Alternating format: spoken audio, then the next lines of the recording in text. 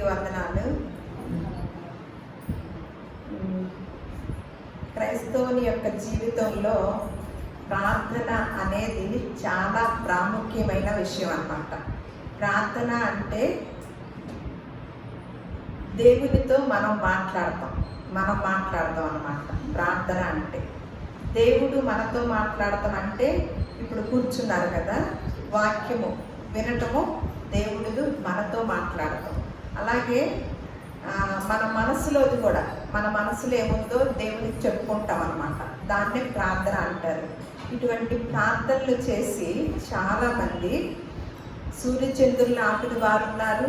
అలాగే ప్రార్థన ద్వారా రాజ్యాలను సంపాదించుకున్న వారు ఉన్నారు. అలాగే వర్షాలు కురిపించిన వారు ఉన్నారు. ఎందుకంటే ప్రార్థనకి అంత ప్రాముఖ్యత ఉందన్నమాట, అంత శక్తి ఉంది. అంత శక్తి కలిగిన ప్రార్థన ఎలా చేయాలనేది కూడా, తండ్రికి చేయాలా, కుమారునికి చేయాలా, పరిశుద్ధాత్ముడికి చేయాలా అనేది కూడా తెలియని పరిస్థితిలో క్రైస్తవ్యం ఉంటుంది. చాలామంది వాక్యము నేర్చుకున్నవారు, చాలా సంవత్సరాల నుంచి దేవుణ్ణి అనుసరించుతున్న వారు సైతము కూడా ప్రార్థన ఎవరికి చేయాలనేది కూడా నేర్చుకోలేకపోయారు. అసలు తెలుసుకోవాలనే ఆలోచనే లేకపోవటం వల్ల మనం ఏదైనా సరే ఎవరికో ఒకరికి చేసేయటమే కదా. తండ్రికి చేయటమో, కుమారుడికి చేయటమో, పరిశుద్ధాత్మకు చేయటమో, ఎవరో ఒకళ్ళు ఆ ముగ్గురు నామములు అడిగేద్దాం అంతే. అలా నేర్చుకున్నామే కానీ ఎలా చేయాలనేది నేర్చుకోలేకపోయాం. ఇప్పుడు చెప్పండి, ప్రార్థన తండ్రికి చేయాలా, కుమారుడికి చేయాలా, పరిశుద్ధాత్ముడికి చేయాలా? తండ్రికి చేయాలి. ఎవరి ద్వారా అడగాలి? యేసు నామములో అడగాలి. మరి మీరు అలాగే చేస్తున్నారా? అట్లాగే చేస్తున్నారా? ప్రార్థన మధ్యలో ఏమన్నా యేసుక్రీస్తు వారు, ప్రభువా, పరిశుద్ధాత్ముడా, అదే లేకపోతే యేసయ్యా అని అంటున్నామా? మరి ఇప్పుడే ఇలా చెప్పాను. మనము ఒక రికమెండేషన్తో ఒక ఆయన దగ్గరికి వెళ్తాం అనుకోండి, ఒక పెద్దల దగ్గరికి, ఫలానా ఆయన ద్వారా మిమ్మల్ని అడుగుతున్నామండి, ఫలానా ఆయన ద్వారా మేము వచ్చామండి, మాకు పని చేస్తారా అని అడుగుతాం కదా. అని అలా ఆయన ద్వారా అడిగి అక్కడ డైరెక్ట్గా వెళ్ళి నేనే డైరెక్ట్గా వచ్చానని చెప్తారా? నువ్వు డైరెక్ట్గా వెళ్తే మన మొక్కలు ఏమి తెలిసిద్దా? ఆ పెద్ద పోస్ట్లో ఉన్న వాళ్ళకి మనం ఎవరో ఒకళ్ళ రికమెండేషన్ తీసుకొని, ఆ రికమెండేషన్ ఫలానా ఆయన ద్వారా వచ్చానండి, కాస్త పని చేసి పెడతారా అని అడుగుతాం. అంటే ఫలానా ఆయనకి తెలుసు, మనకు పని చేసే ఆయన. అలా మనం వెళ్తాం కదా బయట ప్రపంచంలో. మరి ఇప్పుడు తండ్రి దగ్గరికి వెళ్ళాలంటే ఎవరి ద్వారా వెళ్ళమన్నారు లేఖనాల్లో? మరి ఎన్ని సంవత్సరాలు చదువుకున్నారు కదా, మరి అలాగే వెళ్తున్నారా? ఒక లెటర్ రాయాలనుకోండి, ఒక వ్యక్తిని సంబోధిస్తూ మళ్ళా నీ పేరట ఇవన్నీ కూడా, నాకు ఉన్న విషయాలన్నీ కూడా నీ పేరటే చెప్తున్నాను అని ముగిస్తామా? ఆ వ్యక్తినే స్టార్ట్ చేసి మళ్ళీ ఆ వ్యక్తినే ముగిస్తామా? ముగించాం కదా. అలా మనం ఒకంత అవగాహన కలిగి ఉండాలన్నమాట. ఇప్పుడే చెప్పుకున్నాం, ప్రార్థనకి ఎంత శక్తి ఉందో. మనకి పూర్వీకుల జీవితాల్లో వర్షాలను కురిపించారు, దానికి మించిన సూర్యచంద్రులు కూడా ఆపగలిగారన్నమాట. అలాగే రాజ్యాలు ఏలేరు ప్రార్థనల ద్వారా. అట్లాంటి ప్రార్థనని మనం ఎలా చేయాలి, ఎలా నేర్చుకుందాము అనేది ఈరోజు మనం నేర్చుకోవడానికి ప్రయత్నం చేద్దాము. ముందుగా ఎందుకంటే ఒక వాక్యాన్ని పట్టుకొని కొంతమంది క్రొత్త నిబంధనలో దాన్ని పట్టుకొని ఇలాగే కదా యేసుక్రీస్తు వారు అన్నారు కదా, అందుకని ఆయన్నే అడుగుతాము మేము అని అంటున్నారనమాట. అదేంటో చూసి మనం అసలు ప్రార్థన గురించి ఇంకా వివరంగా నేర్చుకుందాము. యోహాను సువార్త 14వ అధ్యాయం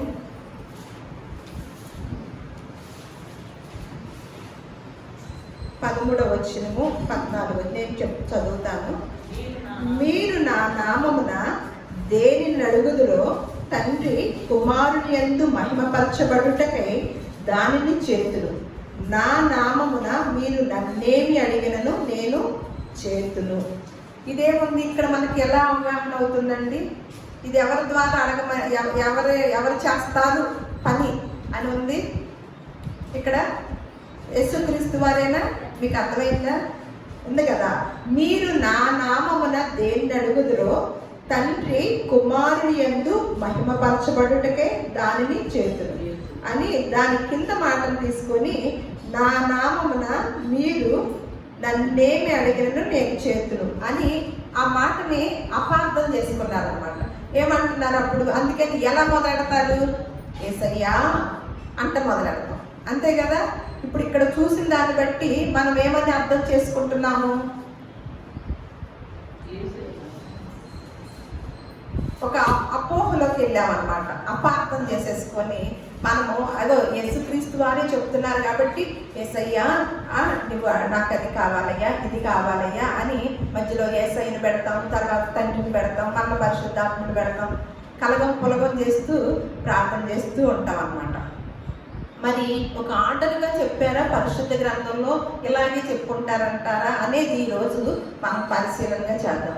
మొట్టమొదటిగా భూలోకంలో ఎక్కడ ప్రార్థన ప్రారంభమైందో ఒకసారి ఆదికాండం చూద్దాం. మొట్టమొదటి ప్రార్థన ఆదికాండము 4వ అధ్యాయం చూద్దాం అన్నమాట.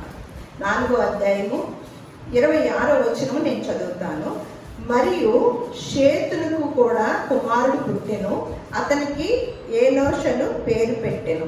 అప్పుడు యెహోవా నామమున ప్రార్థన చేయుట ఆరంభమైనదంట. ఎవరి నామములో చేయటం ప్రారంభంలో? యెహోవా నామములో ప్రార్థన చేయటం మొట్టమొదటగా ప్రారంభమైందనమాట. ఆది కాలంలో ఈ కుటుంబం నుంచి ఈ ప్రార్థన ప్రారంభమైందనమాట.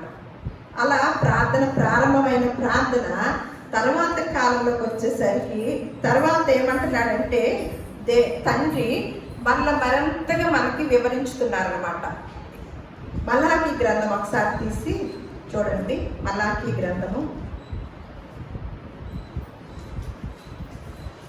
1వ అధ్యాయము 6వ వచనం. మలాకీ గ్రంథము 785వ పేజీ. మలాకీ గ్రంథము 1వ అధ్యాయము 6వ వచనము. కుమారుడు తన తండ్రిని ఘనపరచును కదా, దాసుడు తన యజమానుని ఘనపరచును కదా.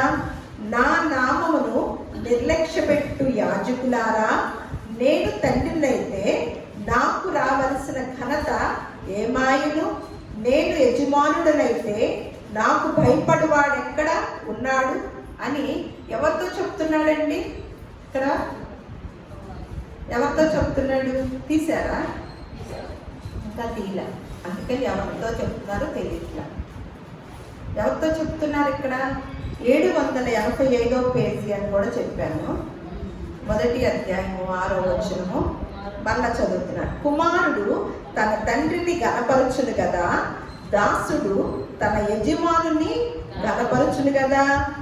నా నామమును నిర్లక్ష్యపెట్టు యాజకులారా, నేను తండ్రినైతే నాకు రావలసిన ఘనత ఏమాయను? నేనే గనక యజమానుడైతే నాకు భయపడేవాడు ఎక్కడ ఉన్నాడు అని ఇక్కడ ఎవరికి రావాలంటండి ఘనత? తండ్రికి రావాలని ఇక్కడ మనకి స్పష్టంగా తెలియజేస్తున్నాడు. ఎందుకంటే మళ్ళీ అదే మలాకీ గ్రంథంలో 2వ అధ్యాయం 10వ వచనంలో చూద్దాము. ఎందుకంటే మనకందరికీ తండ్రి ఒక్కడే కాదా? ఒక్క దేవుడే మనల్ని సృష్టింపలేదా? ఎందుకు తండ్రి అలా 1వ పేజీలో 1వ అధ్యాయంలో అలా చెప్పాడంటే ఏమంటున్నాడు? ఎందుకంటే మీకందరికీ ఎవరు తండ్రి అంట? మనకందరికీ తండ్రి ఒక్కడే కాదా? ఒక్క దేవుడే మనల్ని సృష్టింపలేదా అని చెప్తూ అందుకని అంటున్నాడు. ఆ తండ్రి మాట్లాడుతున్నాడు అనమాట. ఎవరితో?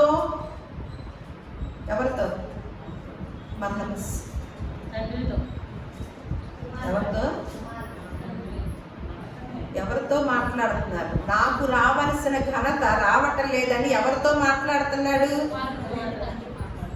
ఎక్కడ చూశారు? మనం చదువుకున్నాం ఇప్పుడు మలాకీ గ్రంథం.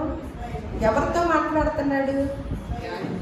యాజకులతో అక్కడ ఉన్న రాసింది మీరు వెంటనే ఏం చేయాలి? ఆ పేజీ చూడాలి కదా, ఆ అధ్యాయము ఆ వచనం తండ్రితో అంటారు, కుమారుడు, ఇట్టాగే ఉంటుంది ప్రార్థన కూడా. అందుకని మనకి ప్రార్థన ఎలా చేయాలో కూడా తెలియదు, ఏం అడగాలో అస్సలు తెలియదు, ఎవరి నామంలో చేయాలో తెలియదు, ఎవరిని ముందు పెట్టాలో ఎవరిని వెనక పెట్టాలో తెలియదు, చేసేస్తున్నాం. అది వెంటనే అనుకుంటాం, యథాలాపం అయిపోతుంది. ఎవరితో చెప్తున్నాడు మరి? ఎవరు నేర్పుతారు మనకి ఇవన్నీ? ఎవరు నేర్పుతున్నారు ఇలాంటి ప్రార్థనలు? ఎవరు నేర్పాలి? మరి దానికి కూడా అనుమానం చెప్తారేంటి? ఎవరైతే నేర్పుతున్నారో, ఎవరైతే ఆ తండ్రి ఘనతను ఇవ్వట్లేదో వారికే తెలియచేస్తున్నారు అనమాట. ఎవరికి చెప్తున్నాడు? యాజకులకి చెప్తున్నాడు.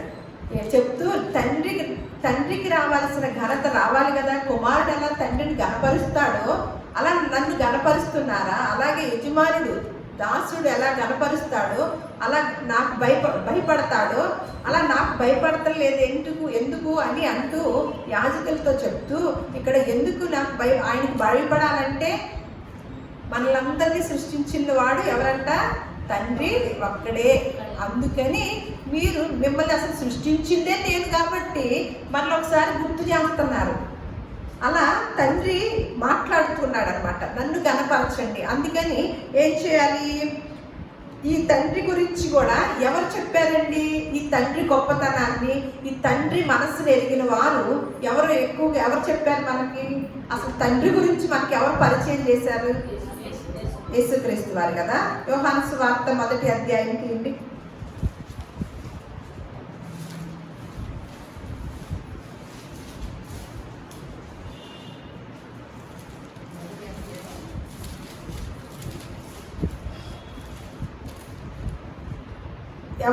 ఎవరు మనకు తెలియచేశారు?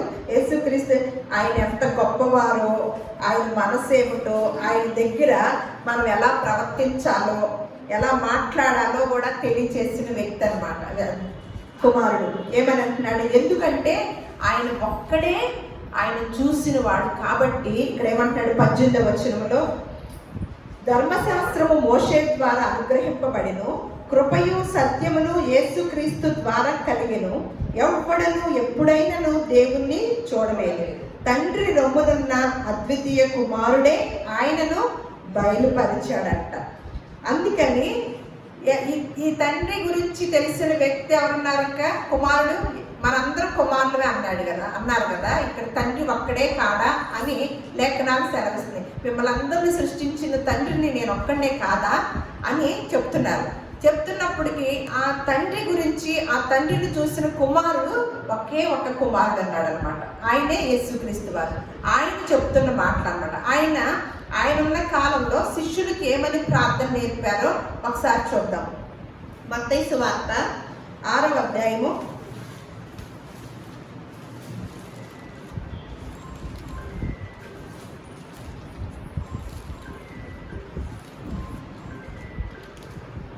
6వ అధ్యాయము 9-10 వచనాలు చదువుదాం. మీరు మీ తండ్రిని అడగక మునిపే మీకు అక్కరగా ఉన్నవేవో, ఇప్పుడు చెప్తున్నారు పైన మాట చదువుకొని మనం చదువు. మీరు మీ తండ్రిని అడగక మునిపే మీకు అక్కరగా ఉన్నవేవో ఆయనకి తెలియదు కాబట్టి అసలు మీరు ఎలా ప్రార్థన చేయండి అని పరలోకమందున్న మా తండ్రి అని ఏమని చెప్తున్నారు? పరలోకమందున్న మా తండ్రి, నీ నామము పరిశుద్ధపరచబడును గాక, నీ రాజ్యము వచ్చును గాక అని నీ చిత్తము పరలోకమందు ఎలా నెరవేరుతుందో, పరలోకంలో నెరవేరుతుందా దేవుని చిత్తం? మరి భూమి అందు నెరవేరుతుందా దేవుని చిత్తం? నిజం చెప్పండి. భూలోకంలో పరలోకంలో తప్పకుండా నెరవేరుతుందని చెప్తూ అక్కడ ఆయన కదా, అక్కడ గురించి చెప్తూ ఇక్కడ కూడా యేసుక్రీస్తు వారు చెప్తున్నారు మనం కూడా నెరవేర్చాలి అన్నట్లుగా ఏమంటున్నారు? ఇక్కడ కూడా భూలోకంలో కూడా నెరవేర్చినట్లుగా అని ప్రార్థన ఏమని మొదలెట్టామన్నాడు? ఎంత స్పష్టంగా యేసుక్రీస్తు వారు శిష్యులకు తెలియజేస్తున్నారో చూడండి. ఏమని స్టార్ట్ చేయమంటున్నాడు? పరలోకమందున్న మా తండ్రి అని స్టార్ట్ చేయమంటున్నాడు అనమాట. అలా అన్న ఆయన ఎందుకు అన్నారంటే, ఒకప్పుడు ఇశ్రాయేలీయులకు మాత్రమే దేవుడుగాను వారిని ప్రత్యేకించుకున్న వారుగాను పాత నిబంధనలో మనం చూస్తాం. క్రొత్త నిబంధనకు వచ్చేసరికి యేసుక్రీస్తు వారి ద్వారా మనకు దేవుణ్ణి దగ్గర చేశాడనమాట. యేసుక్రీస్తు వారు వచ్చి అన్ని జనులమైన మనము ఆయనకి అనుసంధానం చేశారు. ఎవరు? యేసుక్రీస్తు వారు. మనము అన్ని జనులము. ఒకప్పుడు పూర్వకాలంలో ఇశ్రాయేలీయులకు మాత్రమే దేవుడిగా ఉండి వారిని ఏర్పాటు చేసుకొని వారి మొరలింటూ వారిని ప్రత్యేక జనాంగంగా చేసుకున్నారు యెహోవా దేవుడు తండ్రి. తర్వాత యేసుక్రీస్తు వారి కాలంలో మిగతా వారందరూ ఒక జాతికే కదా మనం చెప్పుకుంటున్నాం, ఇశ్రాయేల్ ప్రజల వరకే అని అనుకుంటున్నాం కదా. అలా కాకుండా ప్రతి ఒక్కరికి, మిగతా అన్ని జనులందరికీ కూడా ఆయన ఏం చేశారు? యేసుక్రీస్తు వారు వచ్చి దగ్గర చేశారనమాట. ఎలా అంటే ఒకసారి ఎఫెసీయులకు రాసిన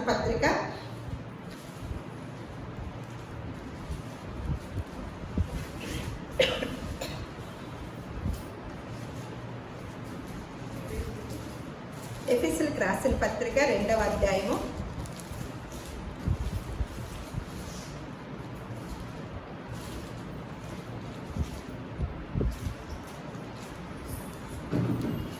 12వ వచనం చూద్దాము.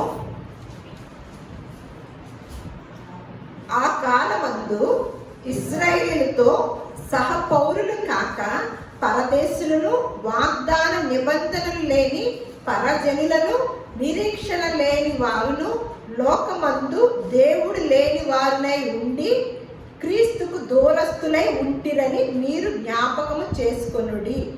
అంటే ఆ కాలమందు ఏంటంట, ఏమేమిటి ఇచ్చాడు? వాళ్ళతో పాటు మనము ఎలా అంట, సహపౌరులు, వాళ్ళతో సమానం వాళ్ళం కావంట. ఒకప్పుడు ఇశ్రాయేలీయులు గొప్పవారు అనమాట. వాళ్ళతో మనం అప్పుడు సమాన భాగము కాదంట. అలాగే పరదేశులను, వాగ్దాన నిబంధనలు లేని పరజనులుగా ఉన్నామంట, నిరీక్షణ లేని వారంగా ఉన్నామంట. లోకమంతా అసలు దేవుడే లేని వారై ఉండి క్రీస్తుకు దూరస్తులై అయినను మునుపు దూరస్తులైన మీరు ఇప్పుడు క్రీస్తు యేసునందు క్రీస్తు రక్తము వలన ఏం చేశాడంట? సమీపస్తులై ఉన్నారు. ఆయన రక్తం ద్వారా మనం ఏం చేశాడంట? ఒకప్పుడు దూరస్తులుగా ఉన్న మనము ఏం చేశాడంట? దగ్గర చేశారంట. దగ్గర చేసి ఏం చేస్తున్నారంటే ఒకసారి చూద్దాం. యోహాను సువార్త 15వ అధ్యాయము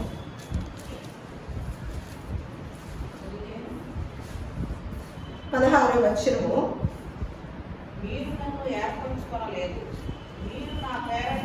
ఒక నిమిషం నేను చదువుతాను, ఇందులో వినపడదు కాబట్టి. ఏమంటున్నారంటే, పాత నిబంధనలో నేరుగా యెహోవా నామమున ప్రార్థన చేసేవాడు. మనం ఇందాక చదువుకున్నాం. పాత నిబంధనలో డైరెక్ట్గా, అంటే ఇంకొక నామంలో ఇంకొకళ్ళ రికమెండేషను లేదు. ఎందుకంటే మనం మొదట ఆదికాండంలోనే చదువుకున్నాం. పాత నిబంధనలు ఏమన్నా ప్రారంభం అయింది? యెహోవా నామమున ప్రార్థన చేయటం ప్రారంభమైంది. తర్వాత ఆ పాత నిబంధన యేసుక్రీస్తు వారు వచ్చే వరకు కూడా అదే కొనసాగిందనమాట. యేసుక్రీస్తు వారు వచ్చాకంట మనం ఇశ్రాయేలుతో సమానంగా ఉండేవాళ్ళం కాదంట, సమవారసులుగా ఉండేవాళ్ళం కాదు.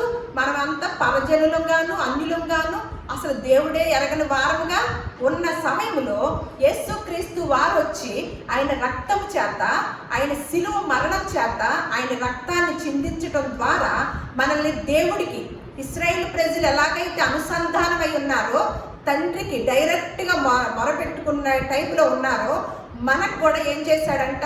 మనల్ని దూరస్తులుగా ఉన్న వారిని సమీపస్తుల్ని చేశారని మనం ఇక్కడ చదువుకున్నాం. ఇక్కడ యోహాను సువార్తలో అందుకని ఏమంటున్నారంటే, యోహాను సువార్త 15:16 చదువుదాము ఒకసారి. మీరు నన్ను ఏర్పరచుకొనలేదు, మీరు నా పేరట తండ్రిని ఏమి అడుగుదురో అది ఆయన మీకు అనుగ్రహించినట్లు మీరు వెళ్ళి ఫలించుటకును మీ ఫలము నిలిచి ఉండుటకును నేను మిమ్మల్ని ఏర్పరచుకొని నియమించి తిని. ఏమని అడగమంటున్నాడు ఇక్కడ? మీరు నన్ను అసలు ఏర్పరచుకోనలేదు, మనం అడగల.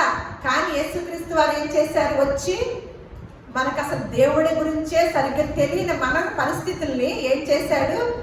దేవునికి దగ్గర చేసి ప్రార్థన, మళ్ళీ మనము ఆయన నామములో ప్రార్థన చేయటము నేర్పిస్తున్నాడు అనమాట. ఎందుకంటే పాత నిబంధనలోనే ఉన్న అలా యెహోవా నామములో ప్రార్థన, క్రొత్త నిబంధనకు వచ్చేసరికి యేసుక్రీస్తు వారు మన పాపాల యొక్క విముక్తి కొరకు ఆయన ప్రాణం పెట్టడం ద్వారా ఆయన నామములో ప్రార్థన చేయటం మనము నేర్చుకున్నాం. ఆయన నేర్పారు. ఎందుకంటే యేసుక్రీస్తు వారు సిలువలో ప్రాణం పెట్టారు కాబట్టి తండ్రి కూడా ప్రాధాన్యత ఇచ్చాడనమాట. అందుకని ఏమంటున్నాడు? ఆయన నామములోనే నన్ను అడగండి అని చెప్తూ కొన్ని వచనాలు మనం చూద్దాం. నేను మీకు ఆజ్ఞాపించువా, మీరు నన్ను ఏర్పరచుకొనలేదు, మీరు నా పేరట తండ్రిని ఏమడుగుదురో అది ఆయన మీకు అనుగ్రహించినట్లు మీరు వెళ్ళి ఫలించుటకును మీ ఫలము నిలిచి ఉండుటకును నేను మిమ్మల్ని ఏర్పరచుకొని నియమించుతిని. ఏమంటున్నాడు? మీరు నా పేరట తండ్రిని ఏమి అడుగుదురో అది ఆయన మీకు అనుగ్రహించినట్లు. అంటే మనం ఎవరి పేరట అడగాలంటండి? యేసుక్రీస్తు వారి పేరట ఎవరిని అడగాలి? తండ్రిని అడగాలి. ఇక్కడ చదువుకున్నారు, ఆయన మిస్. అలాగే మరి కొలస్సీలకు రాసిన పత్రిక కూడా చూద్దాం. కొలస్సీలకు రాసిన పత్రిక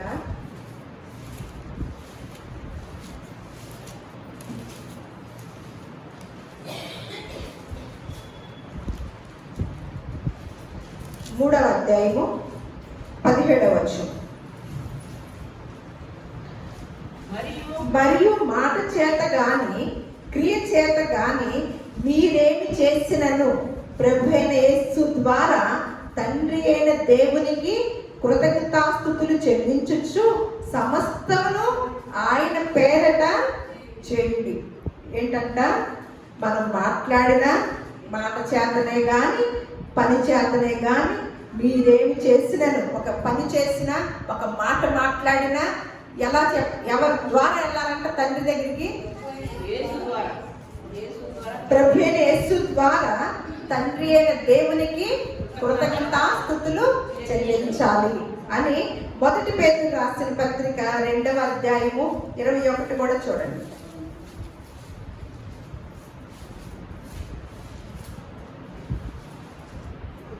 క్రీస్తు కూడా మీ కొరకు బాధపడి మీరు తన అడుగు జాడల యందు నడుచుకొనున్నట్లు మీకు మాదిరి ఉంచిపోయెను.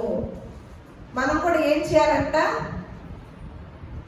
క్రీస్తు కూడా మీ కొరకు బాధపడి మీరు తన అడుగు జాడల యందు నడుచుకున్నట్లు మీకు మాదిరి ఉంచిపోయెను.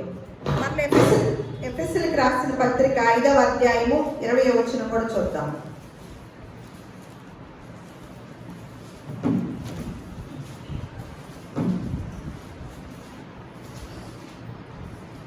మన ప్రభువైన యేసు క్రీస్తు పేరట సమస్తమును గూర్చి తండ్రి అయిన దేవునికి ఎల్లప్పుడూ కృతజ్ఞతాస్తుతులు చెల్లించుచు క్రీస్తునందరి భయముతో ఒకరినొకడు లోబడి ఉండుడి.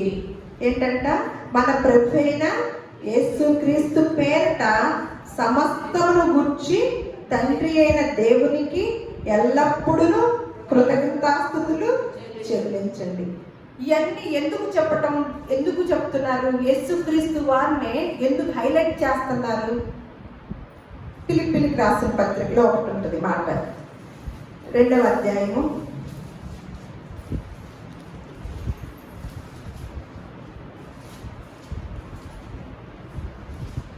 6వ వచనం నుంచి చదువుతున్నాడు 8వ వచనం వరకు. ఆయన దేవుని స్వరూపము కలిగిన వాడై ఉండి దేవునితో సమానముగా ఉండుట విడిచిపెట్టకూడని భాగ్యమని ఎంచుకొనలేదు గాని మనుషులు పోలికగా పుట్టి దాసుని స్వరూపమును ధరించుకొని తన్ను తానే రిక్తులుగా చేసుకొనెను. మరియు ఆయన ఆకారమందు మనుషుడుగా కనపడి మరణము పొందునంతగా, అనగా సిలువ మరణము పొందునంతగా విధేయత చూపిన వాడే తన్ను తాను తగ్గించుకొనెను.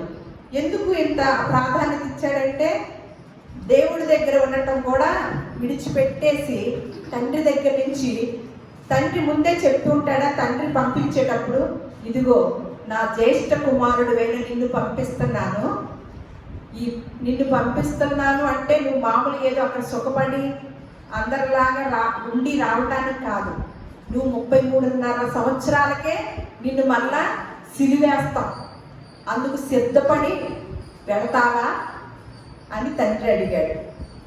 మనమైతే ఏం చేస్తాము? తండ్రి కుమారుడు తన జ్యేష్ఠ కుమారుని పంపించేటప్పుడు ఇవన్నీ చెప్పి పంపించాడు. నువ్వు వెళ్తున్నావు కదా అక్కడ, తండ్రి దగ్గర ఎంత బాగుంటుంది, ఆ లోకంలో బాగుంటుంది కదా. ఇక్కడే చదువుకున్నాం ఏమని, ఆయన దగ్గర విడిచిపెట్టబడిన భాగ్యం అని ఎంచుకొని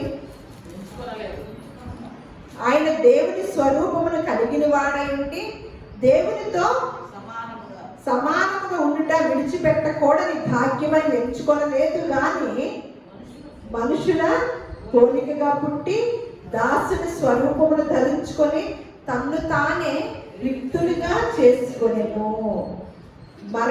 మనుషుడుగా కనబడి మరణం పొందినంతగా, ఆయన అనగా సిలువ మరణం పొందినంతగా విధేయత చూపాడంట.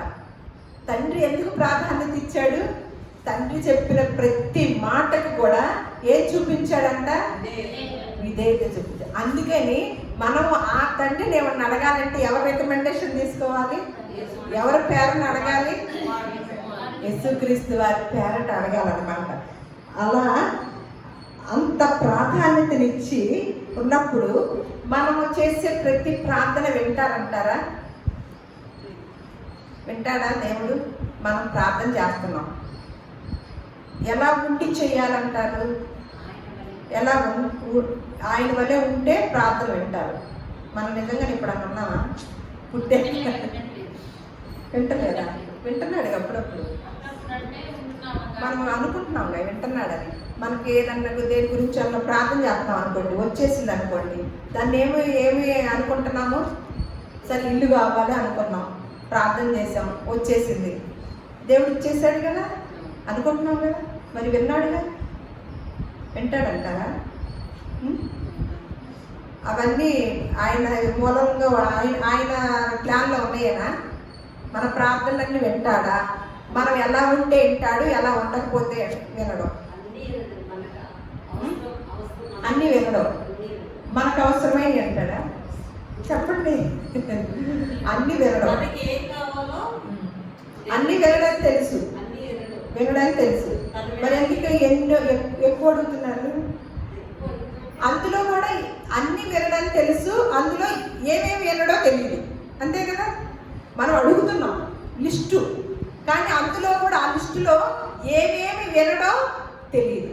సరే, ఎలా ఉండి అడిగితే వింటాడో తెలుసా? ఎలా ఉండి అడిగితే వింటాడో తెలుసా? ఒకసారి కీర్తనల గ్రంథం, ఇవాళ మనం ఒక మంచి వాగ్దానాన్ని కూడా తీసుకుని వెళ్దాం. ఎలా అంటే, మన వరకే కాదు ప్రార్థన, మనం ఎలా ప్రార్థన చేస్తే, ఇప్పుడు ఎవరికి చేయాలో తెలుసుకున్నాం, ఎలా చేయాలో తెలుసుకున్నాం, ఎవరి నామంలో అడగాలో తెలుసుకున్నాం కదా. అది కూడా ఆ అడిగే ప్రార్థన కూడా, అడిగేది కూడా ఎలా ఉండి అడిగితే కనుక ఎవరు మనకు సపోర్ట్ వస్తారో తెలుసుకొని వెళ్ళగలదాం అన్నమాట. మనం కనుక ఎలాగ ఉండి దేవుణ్ణి అడగాలో తెలుసుకొని అలా అడిగితే కనుక మన ఒక్కరి ప్రార్థనే కాదు, సంఘం ఇక్కడ ఉన్న అందరి ప్రార్థనే కాదు, ఇద్దరు కూడా వ్యక్తులు మనకు తోడుగా వస్తారు. గొప్పవాళ్ళు మనకు సపోర్ట్గా వస్తారు. ఎవరు అనేది కూడా చూద్దాము. ముందు అసలు ఎవరు ప్రార్థన వింటాడో చూద్దాం. కీర్తన తీశారా? ఎన్నో కీర్తన తీశారు? అంతే, 66 తీయండి.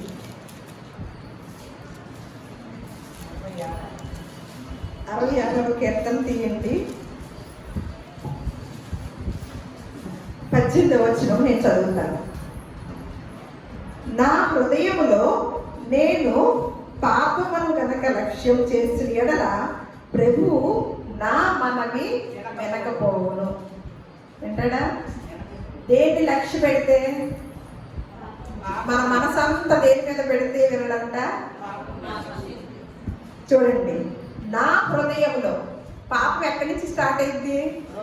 హృదయంలో నుంచి. అందుకని ఇక్కడ చక్కని భక్తులు ఏమంటున్నాడో చూద్దాం. ఎవరు? దావీదు గారు ఏమంటున్నారు? నా హృదయంలో నేను గనక పాపముని లక్ష్య పెడితే గనక ప్రభువు నా మనవి. మరి మన మనవి వింటాడా? దావీదు గారు మనమే వింటంట. ఒకవేళ అలా చేస్తే మరి మనవన్నీ చేస్తాడా? ఇక్కడ చూద్దాం లిస్టు. ఇవన్నీ తెలుసుకొని అలా లేకుండా ఉంటే ఎవరు సపోర్ట్ వస్తారో కూడా నేను చెప్తాను. మళ్ళా సామెతలు కూడా చూద్దాం. సామెతలు 28:9, 28వ అధ్యాయము 9వ వచనం. మీరంతైనా ధన్యులు. నిజంగా ఎంత చక్కగా ప్రశాంతంగా కూర్చొని ఏమీ ఇబ్బంది లేకుండా. నాకు తెలిసిన వాళ్ళు కొంతమంది అదేంటి కేదరీనాథ్, బద్రీనాథ్ అని యాత్రలు ఉంటాయి కదా, అవి చాలా సాహసంతో కూడిన యాత్రలు. వాళ్ళ భక్తి భావం ఎలా తీసుకెళ్తుందంటే, వాళ్ళు అక్కడ దేవుణ్ణి దర్శించుకోవాలంటే ప్రాణాల సైతం లెక్క చేయకోకుండా వెళ్ళాలి. నేను ముందే అన్నా, మీరు ఎంతైనా ధన్యులు. మీకు ఏమైనా అసలు పని ఉందా? ఏమైనా కష్టం ఉందా? ఎంత చక్కగా వచ్చి కూర్చున్నారు 3:30కి కదా. పొద్దున్న 2 గంటలు పట్టింది పని చేయడానికి. కరెక్ట్ 2 గంటలు పట్టింది. మరి వాళ్ళ భక్తిని ఎలా ప్రదర్శించుకుంటున్నారండి? అలా నాన్న అంటున్నాడంట, తను వెళ్తుంది, అమ్మ వెళ్ళొద్దమ్మా, ఆ మధ్య నేను ఎంతోమంది చచ్చిపోయారని విన్నాను, భక్తులు ఆడుతున్నానమ్మా, చిన్నమ్మ వెళ్ళొద్దమ్మా అంటే ఎవరు వింటున్నారమ్మా? పిల్లలు వింటారా మన మాట? అవును, ఎక్కడైనా దేవుడు ఉన్నాడని మనం వింటాం కదా, అక్కడికే వీటి అంత సాహసం చేయాల్సిన అవసరం ఏముంది? కొంచెం మొన్న మధ్య కూడా అంతే, వేరే చోటకి ఇలాగే వెళ్ళి ఏటికో చూడటానికి ఏదో, మరి మంచి చక్కన ఆవిడ, మంచి వయసు, నడి వయసు ఆవిడ, మరి బీచ్లో చనిపోవడం జరిగింది. ఆ సాహసాలు చేస్తూ ఉంటారు కదా. మళ్ళీ స్నానాలు కూడా వెళ్తారు కదా, స్నానాలు కూడా చేస్తారు. మనకేమన్నా సాహసాలు ఉన్నాయా? మనం చేస్తే పని చేస్తాం దేవుడి పని, లేకపోతే లేదు. ఏదో ఒకటి ఎప్పుడో ఒకప్పుడు వింటున్నాడు కదా, 10 అడగంగా 1 వింటున్నాడు కదా, అంతే. మనం ఏమి ఎలా ఉండకపోయినా ఎలా ఉన్నా అని కూడా లెక్కలో వేసుకోము. అది నాకు నిన్న మాటలు ఏంటంటే, నాకు మన భక్తి, ఆ భక్తి గుర్తుకొచ్చి, ప్రభువా మాకు అసలు ఏ బాధ లేకుండా ఎక్కడ కూర్చొని అక్కడ తండ్రి అని మొరపెడితే అక్కడికి దిగువచ్చే దేవుడు నాయన. మేము ఎలా ఉన్నామో అని చూడవు, కానీ మా పైరూపాన్ని చూడవు, మా ఇల్లు వాకిల్ని చూడవు, మేము ఏ ప్రదేశంలో ఉన్నామో చూడవు, మమ్మల్ని ఎక్కడికి రమ్మని కూడా అనవు. నా దగ్గరికి వచ్చి నన్ను మోకాళ్ళ మీద తండా వేసి రండి అనవు, లేకపోతే ఇంకోటి చేయమనవు. ఎక్కడ దిగి ఉంటే, కానీ హృదయం ఒక్కటే లక్ష్య పెడతాం. మా హృదయం శుద్ధిగా ఉంటే చాలు, నువ్వు టకామని దిగి వస్తాం. అటువంటి తండ్రిని, అటువంటి దేవుణ్ణి సేవిస్తున్న మన బోట్లు బట్టి, ఆ దేవుని బట్టి, దేవుని నామానికి మహిమ, స్తోత్రములు, ఘనత, ప్రభావములు, కృతజ్ఞతలు తెలియజేస్తున్నాను అన్నమాట. ఇక్కడ ఏమంటున్నారు దావీదు గారు? అందరు మనం వింటారంట, వినరు. ఏమంటున్నాడు? అది అయిపోయింది కదా. ఇక్కడ సామెతలు 28కి వచ్చాం కదా. 9వ వచనం నేను చదువుతాను. ధర్మశాస్త్రం వినబడకుండగా చెవిని తొలగించుకొని వాని ప్రార్థన లేదు. వాక్యం వినరు, దేవుని సన్నిధికి రారు. ధర్మశాస్త్రం వినబడకుండగా చెవినంట ఏం చేస్తున్నారు? వాక్యాలు అక్కర్లా, పరిశుద్ధ గ్రంథంలో ఏమున్నాయో నేర్చుకోవాల్సిన అవసరం లేదు, కానీ ప్రార్థన చేసేస్తారు. ఎన్ని గంటల ప్రార్థన చేస్తారు? సుదీర్ఘ ప్రార్థనలు చేస్తారు. ఇక్కడ ఏమని చెప్తున్నారు? మరి లేఖనాలు ఏమని చెప్తున్నాయి? మరి అవన్నీ వినలేదా? వింటే అలా చేస్తామా? నేను చెప్పిన మాట ఇక్కడ వేరే, ఇక్కడ సొలొమోన్ గారు చెప్తున్న మాట ఏమంటున్నాడు?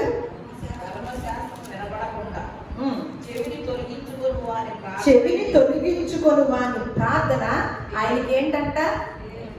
మరి ఈరోజు కొంతమంది ఇళ్లలో ఉన్నారా? ఆదివారం ఆరాధన కూడా మానేసేవాళ్ళు ఉన్నారా? మరి వాళ్ళ ప్రార్థనలు వింటారంటారా దేవుడు? మరి నాకైతే ప్రశ్నే. మరి అవి ఏమింటున్నాడు, అవి ఏమిస్తున్నారో వాళ్ళకి నాకైతే తెలియదు. అవి మరి వాళ్ళకి ఆత్మలకు పనికొచ్చే మాత్రం నేను అనుకోవట్లా. ఒకవేళ ఇచ్చినా ఆత్మలకు పనికొచ్చే మాత్రం కాదు. అందుకనే మనకి యాకోబు రాసిన పత్రికలో ఉంటుంది, ఏం చేయాలంట? ఆత్మలను రక్షించగలిగిన శక్తి కలిగిన వాక్యమును సాత్వికంతో అంగీకరించండి, వినండి అని ఉంటుంది అనమాట. ఏంటి? ఆత్మలను మనం ఎప్పుడు దేనికి ప్రార్థన, దేవుని సన్నిధి అంటే శరీరాలకే వేరీ చేసుకుంటాం, శరీరాలకు సంబంధించినయే మనం తీర్చుకోవటానికి అన్నట్లుగా అదే ధ్యాసతో వస్తాం. కానీ పరిశుద్ధ గ్రంథం అలా లేదు. వాక్యము అయినా ఏదైనా సరే దేన్ని రక్షించిందంట? ఆత్మను రక్షించే శక్తి కలిగిన వాక్యాన్ని ఎలా అంగీకరించాలంట? సాత్వికంతో అంగీకరించాలంట. ఇక్కడ ధర్మశాస్త్రం అంటే వాక్యమును వినబడకుండగా తన చెవిని తొలగించుకొని వాని ప్రార్థన చేయము అని అంటూ మన యాకోబు రాసిన పత్రికలో ఒకసారి చూద్దాం. యాకోబు రాసిన పత్రిక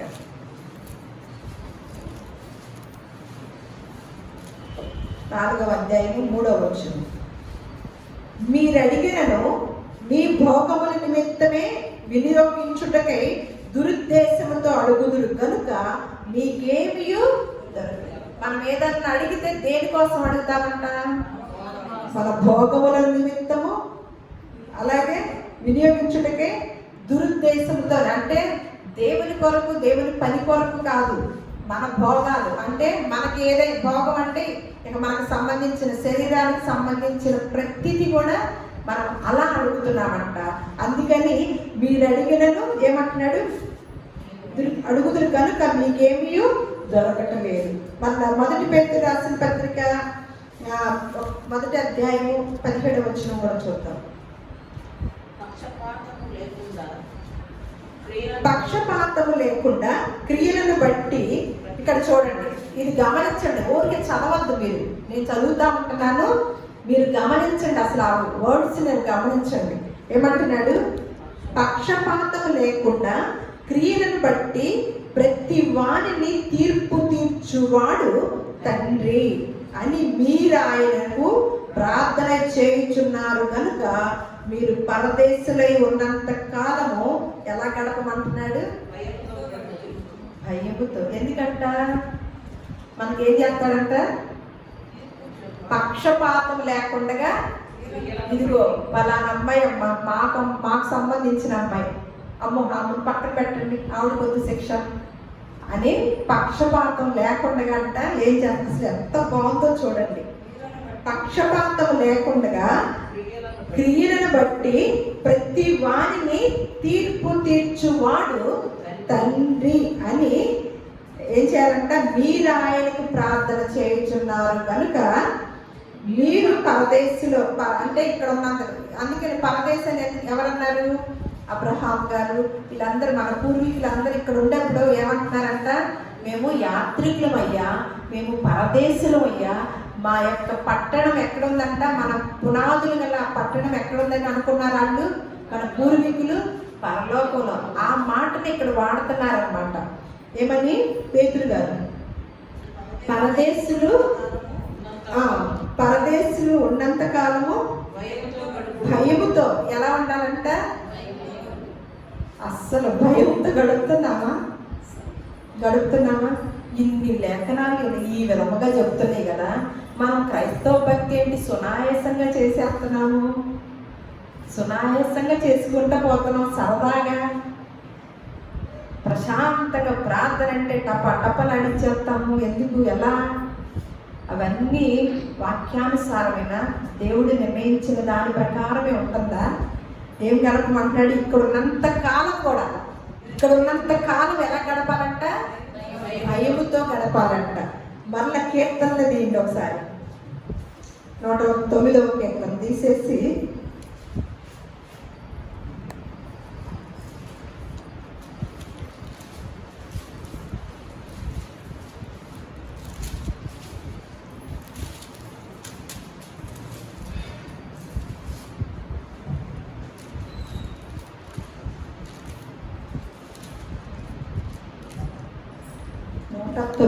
కీర్తన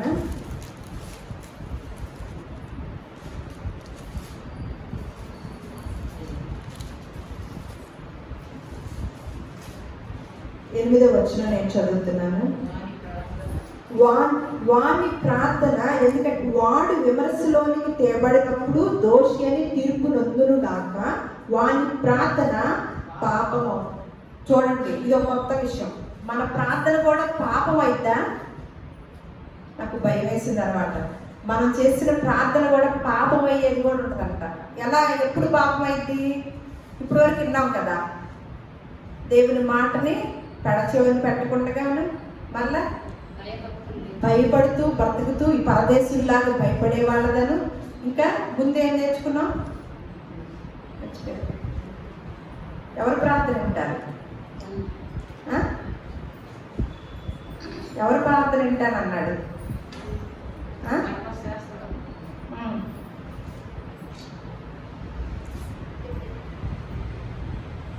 ఇక్కడ ఏమంటున్నాడు? అందుకని భయం లేకుండా కనుక ప్రార్థన చేస్తే తీర్పు తీర్చుతాడు. మనం ఇక్కడ ఉన్నప్పుడు పరదేశుల్లాగా ఉండాలి, భయము కలిగి ప్రార్థన చేయాలని, అటువంటి ప్రార్థన వింటాడని అన్నాడు కదా. ఒక్కోసారి ఆ ప్రార్థన ఏమవుతుందంట? భయం లేకుండా చేసే ప్రార్థన పాపం అయిపోద్దంట.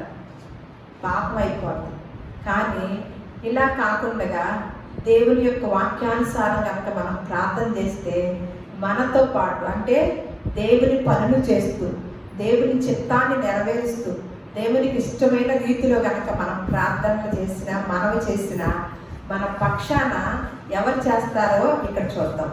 రోమీయులకు రాసిన పత్రిక 8వ అధ్యాయము 34వ వచనం.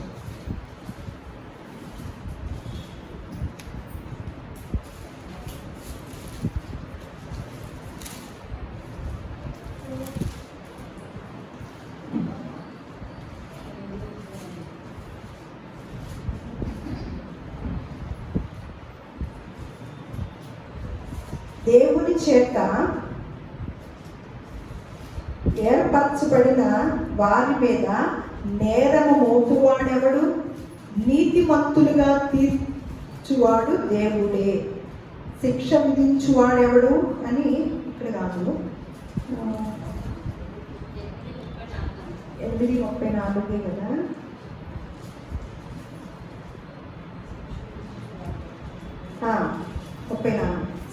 చనిపోయిన క్రీస్తు యేసే కదా అని అంటూ, అంతేకాదు మృతులలో నుండి లేచిన వాడును దేవుని కుడిపార్శ్వమున ఉన్నవాడును ఏం చేస్తున్నాడంట?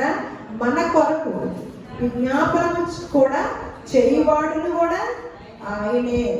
క్రీస్తు ప్రేమ నుండి మనలను ఎడబాపువాడు ఎవడు?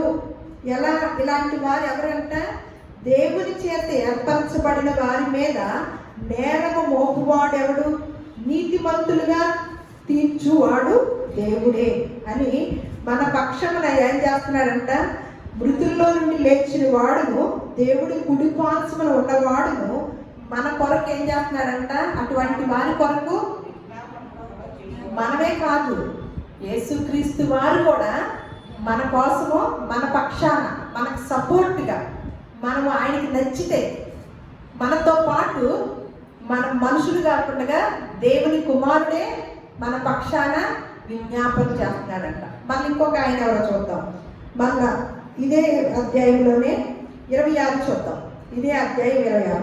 అటువలే ఆత్మయు మన బలహీనతను చూచి సహాయము చేయుచున్నాడు. ఎలయనగా మనము యుక్తముగా ఎలాగూ ప్రార్థన చేయవలెనో మనకు తెలియదు గాని ఉచ్చరింప శక్యము కాని మూలుగుతో ఆ ఆత్మ తానే మన పక్షముగా విజ్ఞాపనము చేయుచున్నాడు.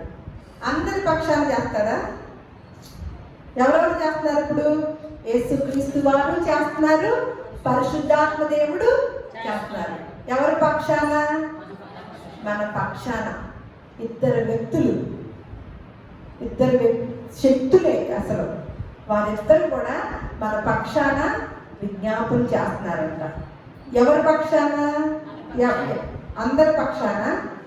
ఎలా ఉంటే వాక్యాన్ని నిర్లక్ష్య పెట్టకుండా ఉండాలి. ఏమేమి చూసాము? ఎవరి ప్రార్థన వింటాడన్నాడు? కీర్తనలో చూసాం కదా.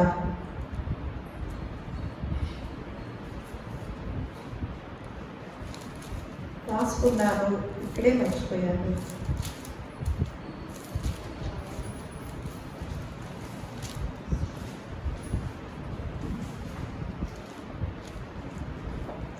దావీదు అంటున్నాడు కదా, నా హృదయములో నేను పాపాన్నైతే బాగా ప్రసిద్ధి చేస్తే గనక దేవుడు నా మనవి అది ఏమన్నాడు? ప్రభు నా మనవి వినకపోను. ఇలాంటి వాళ్ళ పక్షాన ఇద్దరు వచ్చి మొరబెడతారు. మామూలుగా ఇలా అనుకోకుండా మన హృదయంలో పాపం కనుక ఉంటే ఇద్దరు వచ్చి మొరపెడతారు మన పక్షాన. దావీదు గారు ఏమంటున్నారు? ఎలాంటి వారి మనవి వింటాడంటున్నాడు? నా హృదయంలో నేను పాపమును లక్ష్య పెట్టక చేసిన ఎడల ప్రభు నా మనవి వినకపో. లక్ష్యము చేసిన ఎడల నా ప్రభు నా మనవి ఈయన లక్ష్యము చేయట్లేదు కనుక ఆయన మనవి వింటున్నాడు. మనం కూడా మన హృదయంలో పాపాన్ని, అంటే పాపం అంటే లిస్టు చాలా ఉంటుంది, అవన్నీ చేస్తూ దేవుడు మా ప్రార్థనలు వినాలంటే వింటాడంటారా? సరే, మన ఒక్క ప్రార్థన చేసుకోవడం సరిపోద్ది. కానీ మనకు తోడు ఆ ఇద్దరు రావాలంటే ఏం చేయాలి? ఈ లోకంలో ఉండగా ఎలా ఉండాలి? మనము పరదేశులుగా ఉండి భయముతో ఉండాలంట, భయముతో బ్రతకాలంట. అప్పుడు దేవునికి భయంతో, మనుషులంటే కాదు, దేవుడంటే భయంతో బ్రతికితే ఏం చేస్తాడు? మన మనవులు వింటాడు అన్నమాట. అందుకని పరలోకమందున్న మా తండ్రి అని మొదలెట్టి ఏం చేయాలి? యేసుక్రీస్తు వారి నామములో అడుగుతున్నాను. ఆయన నామములో కొద్దివే, ఇక్కడ మనం కొద్ది మాటలే నేర్చుకున్నాం అన్నమాట. చాలా లేఖనాలు ఉన్నాయి, అవన్నీ కాదు. కానీ మొట్టమొదటి ప్రార్థన యెహోవా పేరట ప్రారంభమైంది. అలా మన పాత నిబంధన కాలం అంతా కూడా అలాగే కొనసాగింది. దేవుడు కూడా, తండ్రి కూడా ఇశ్రాయేలుని ఏర్పాటు చేసుకొని ప్రత్యేక జనాంగంగా వారి పక్షాన ఉండటం జరిగింది. ఎప్పుడు దాకా? యేసుక్రీస్తు వారు వచ్చే వరకు కూడా. యేసుక్రీస్తు వారు వచ్చాక మనలందరినీ కూడా, అప్పుడైతే ఇశ్రాయేలు వరకే దేవుడు. యేసుక్రీస్తు వారు వచ్చాక ఏం జరిగింది? ఆయన యొక్క శిలువ మరణంతో, ఆయన రక్తం చిందించడం ద్వారా అన్ని జనులమైన మనల్ని దేవునికి, తండ్రికి అనుసంధానం చేయడం జరిగిందనమాట. మనల్ని దూరస్తులుగా ఉన్న మనల్ని దగ్గరగా, సమీపస్తులుగా చేయటం జరిగింది. అలాగే మీరు తండ్రి నేను ఏకమై ఉన్నలాగునని మన యోహాను సువార్త అంతా చదివితే తండ్రి కుమారుడు యొక్క విధానం తెలిసిద్ది. ఆ మధ్య మధ్యలో మనం కూడా మనం కూడా వస్తూ ఉంటాడు, మనల్ని కూడా పెడుతూ ఉంటాడు అన్నమాట. అలా ఆయన నామం పేరటే మనము ఏదైనా తండ్రిని ఏది అడగాలన్నా యేసుక్రీస్తు వారి నామం పేరటే తండ్రిని అడిగితే కనుక మనము మన హృదయంలో పాపము ఎందు లక్ష్య పెట్టుకోకుండా పాపాన్ని విడిచిపెట్టిన వారముగా ఈ లోకంలో బ్రతికినంత కాలం భయముతో ఉన్నప్పుడు మన మనవి దేవుడు ఆలకిస్తాడు తండ్రి. అలాగే మన యొక్క ప్రార్థన ఒక్కటే చాలదు కాబట్టి, మనం బలహీనలు కాబట్టి, మనతో పాటు కుమారుడు పరిశుద్ధాత్మ దేవుడు మన పక్షాన తండ్రికి ఆయన మూలుగు, ఆయన యొక్క విజ్ఞాపన, వారిద్దరు కూడా మన పక్షాన విజ్ఞాపన చేసేవారుగా ఉన్నామని మనకి పరిశుద్ధ గ్రంథం తెలియజేస్తుంది అన్నమాట.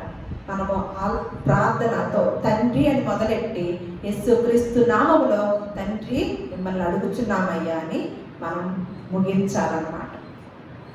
ఏ ప్రార్థన ఎవరి మనవి ఆలకిస్తాడు? పాపులు మనవి ఆయన ఆలకించడు. ఆయన ఈ లోకంలో మనం ఉన్నంత కాలం కూడా పరదేశులుగా ఉండి తీర్పు తీర్చే దినం ఒకటి ఉంది కాబట్టి అమ్మో ఆ తీర్పులోకి మేము వెళ్ళకూడదు అని భయపడుతూ ఉన్న వారి మనవి తండ్రి వింటాడనమాట. వినటమే కాకుండా ఇద్దరు కుమారులు కూడా మన పక్షాన ఆయనకి రికమెండేషన్ చేస్తారు. అటువంటి ఆధిక్యత మనందరికీ కూడా దేవుడు అనుగ్రహించును గాక. పరిశుద్ధ గ్రంథంలో ఉన్న లేఖనాల్లో ఉన్న సత్యం అంతా కూడా, సర్వసత్యం అంతా, దేవుడు మన కొరకు రాయించిన ప్రతి మాటని, ప్రతి సందర్భాన్ని, ప్రతి విధానాన్ని కూడా మనము తెలుసుకుంటూ, పరిశీలనగా తెలుసుకుంటూ, ఆ లేఖనాల్లో ఉన్న నిత్య జీవానికి మనం అందరం కూడా పాత్రులుగా దేవుడు చేయునుగాక. దేవుడు మిమ్మల్ని అందరినీ కూడా దీవించునుగాక.